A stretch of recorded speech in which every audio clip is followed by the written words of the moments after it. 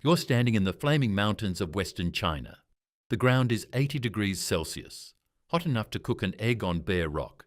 The sand burns through your shoes. The air hits your throat like you're breathing through a furnace. It's 48 degrees Celsius, 118 degrees Fahrenheit. Now here's what nobody tells you. 1,300 years ago, families lived here, in this exact desert, and their homes felt cool inside. No electricity, no fans, no ice, nothing. 7 systems, built from dirt, wind, and hidden rivers.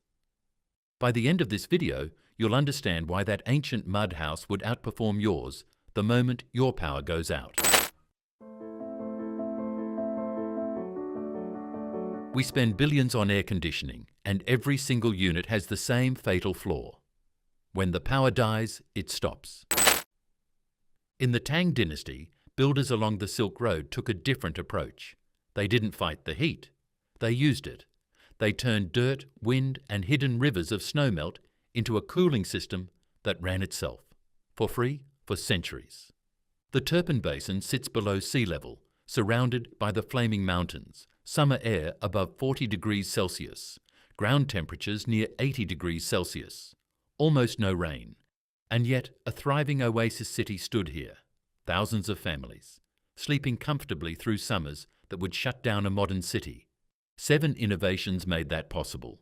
Each one works on its own. Stack all 7 and you get something modern engineering still can't match without a power source. It starts with the simplest idea imaginable, digging a hole. You arrive at a Silk Road inn in the ancient city of Jiaohe. You've been walking since dawn. The sun has been hammering your neck for hours. Your clothes are soaked. Your mouth is dry. Heat radiates off every wall around you. Your host leads you inside, then down. Stone steps descend below street level, and with every step, something changes. The air shifts. That heavy pressing heat begins to lift. By the time you reach the room, it's gone. The air is cool, steady, still. You haven't gone deep underground, just 2 meters. But those 2 meters changed everything. Here's why. The desert surface swings wildly, scorching by day, cold by night. But the earth doesn't respond to daily weather. A few meters down, the soil sits at roughly 15 degrees Celsius year-round. It doesn't care that it's 48 degrees Celsius above. Down there, it's always the same quiet, cool baseline. The builders of Jiaohe understood this.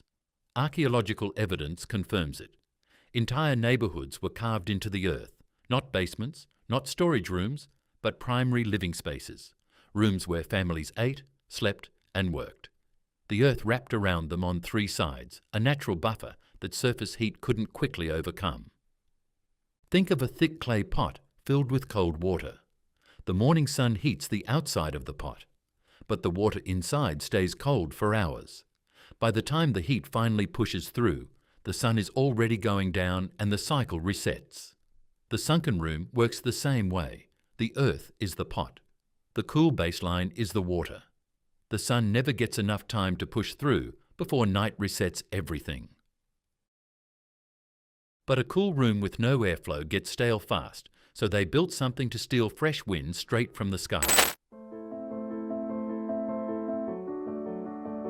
Stand in an ancient Silk Road city and look up. Above the rooftops, towers, narrow, tall, simple looking. But these towers were solving a problem that modern buildings still struggle with today. At street level, the air is stagnant, hot, going nowhere. But climb above the rooftops and the wind is moving, faster, cooler, unobstructed. The tower catches that wind and funnels it down a narrow shaft. As the shaft narrows, the air speeds up. The same reason water shoots faster out of a pinched hose. By the time that air reaches the room below, it's a steady, cool breeze. In a room with no windows, no fan, no motor. But the tower does something else too. Hot air rises. The warm air near the ceiling needs an exit. The tower is that exit. The temperature difference between the cool room below and the hot tower top pulls warm air upward and out, while cooler air flows in from below. The house is breathing, inhaling cool air, exhaling heat, continuously. without a single moving part. Studies of similar windcatcher systems confirm that even on windless days, this effect alone keeps air moving. The system doesn't need wind to work. Wind just makes it better. Picture sitting in a room with no visible openings, no fan, and yet your hair is moving. You look up and see a narrow shaft leading to the roof. The building is alive, pulling in the desert wind and pushing out the heat. The shape of the building is the fan. But sometimes the desert wind is 48 degrees Celsius itself, and funneling hot air into your home makes things worse, so they needed a way to cool that air before it arrived. Somewhere beneath the streets of Turpan, right now, cold water is moving. It started as snow on the Tian Shan Mountains, the Heavenly Mountains, rising over 7,000 meters above the valley. That snow melts slowly through spring and summer. The water seeps into the ground and flows downhill through tunnels carved by hand over generations, sloping gently, heading toward the desert below. This is the Karez system. The tunnels run underground to avoid the brutal surface heat. Open channels would evaporate almost entirely before reaching the city. Underground, the water stays cold and clean, travelling 50 kilometres or more while losing almost nothing. The only sign of the system from above is a line of small circular openings in the desert floor, maintenance shafts. From above, they look like a dotted line drawn across the sand. Below, they connect a network of cold, rushing water that once stretched over 5,000 kilometres. That's longer than the Great Wall of China. Now here's where it gets clever. The wind towers pulled hot air from above. The Karez channels carried cold water below. The builders connected them.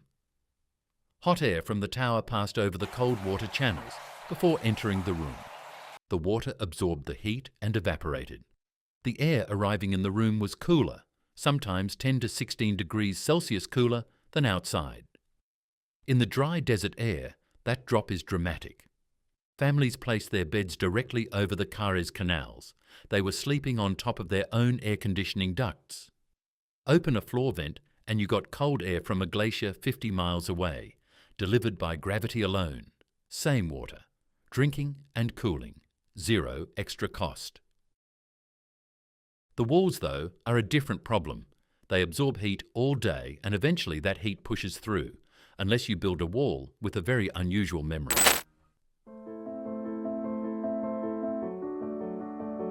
It's 2 p.m., the hottest part of the day. Outside, the air is 48 degrees Celsius. The ground is pushing 80 degrees Celsius. The outer walls have been baking since sunrise. You press your hand flat against the inside of the wall. It's cool, not lukewarm, cool. The material is called Hangtu Rammed Earth. And the reason it works has nothing to do with what it's made of. It's about how thick it is. These walls were over 2 meters thick, more than 6 feet of densely packed earth, gravel and lime pounded into wooden forms layer by layer. The result was a wall nearly as hard as concrete and extraordinarily dense. Heat doesn't jump through a wall. It travels slowly, molecule by molecule, from the hot outer surface toward the cooler inside. The denser the material, the slower that journey. Studies of thick rammed earth walls show they cut indoor temperature swings by 74 to 78%. A 2-meter wall delays the heat by 8 to 9 hours. Here's what that means in practice. The heat hitting the outer wall at 2 p.m. won't reach the inside until around midnight. By then, the sun has been down for hours. The desert is already cooling. The heat arrives too late to matter, and the wall immediately starts absorbing the night's cold, ready to repeat the cycle tomorrow. The wall lives in yesterday's temperature. It holds last night's cold and delivers it through today's heat. We pack our walls with foam and fiberglass and try to block heat. They built walls so thick that heat simply couldn't arrive on time. They didn't block it, they made it late. Even a 2-meter wall eventually saturates if the sun hammers it all day, so they added something above it that stopped the sun before it ever touched the surface.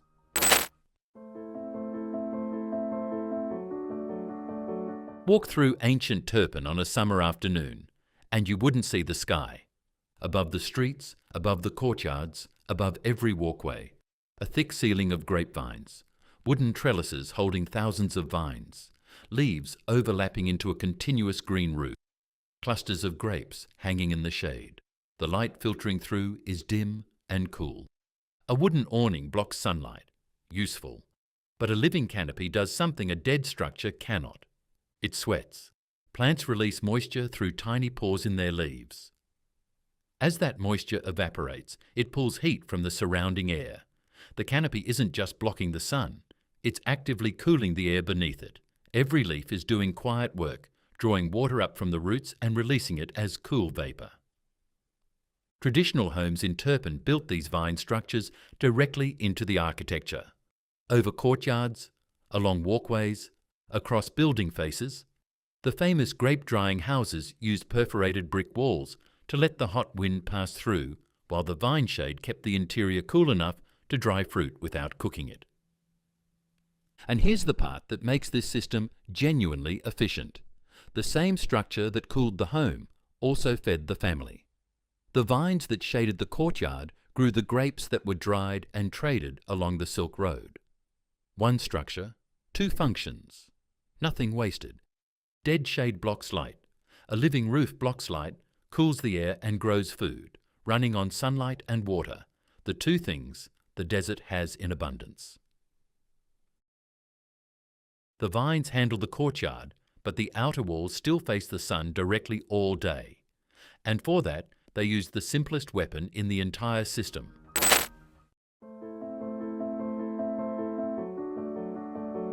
A traveller approaches the city of Gaochang from the desert road. From a distance, the city glows white, every wall, every rooftop, every surface.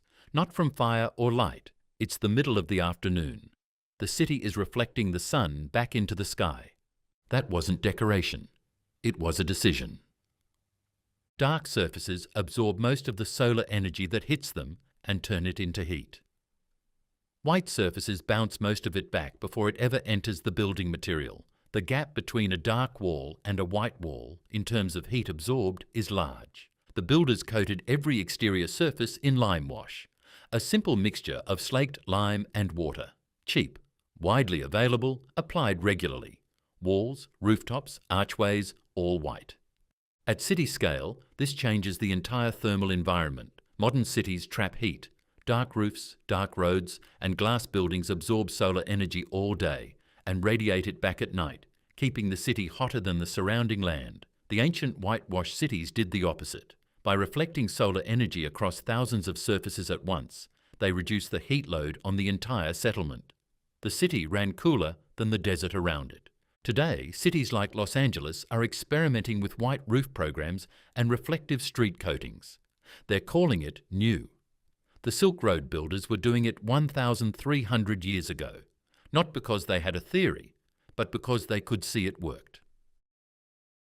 6 systems in place. And for the wealthiest homes, there was one final layer that didn't just manage the heat, but manufactured cool air from nothing but water and gravity. Step into the courtyard of a wealthy merchant's home in ancient Gaochang. Outside the walls, the air is bone dry and 48 degrees Celsius. But inside this courtyard, something is different. At the centre, a small stone fountain releases water. Not a stream, not a pool, a mist. Droplets so fine they catch the light and vanish before hitting the ground. The air around you is cooler, softer. The sharp edge of the desert heat is gone. No pump, no electricity, nothing mechanical. Here's how it worked. The Karez channels began high in the Tian Shan Mountains, thousands of metres above the Turpan Valley. By the time that water reached the city below, the elevation difference had built up natural water pressure. The mountain was the pump. Gravity was the engine. That pressure fed stone fountains designed to produce fine mist. Small droplets have a large surface area relative to their size. In hot, dry air, they evaporate almost instantly. And evaporation pulls heat from the surrounding air. Every droplet that disappears takes a small piece of the heat with it. Inside an enclosed courtyard, this builds up. The temperature drops. The air softens. The dust settles. It becomes what desert air almost never is, comfortable. Now stack all 7 systems together.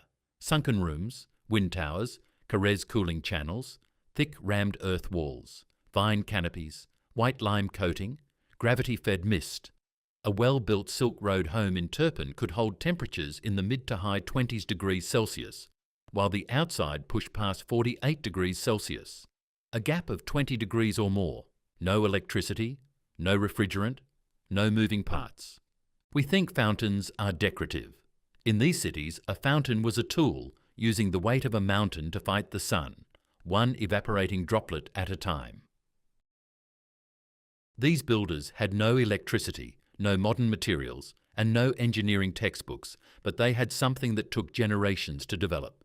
A clear understanding of how heat moves, how water behaves, and how to make a building work with the desert instead of against it. They hid in the earth, pulled wind from the sky, cooled it with snowmelt, stored the night's cold in their walls, shaded their streets with living vines, reflected the sun off white plaster, and used a mountain's gravity to mist their courtyards.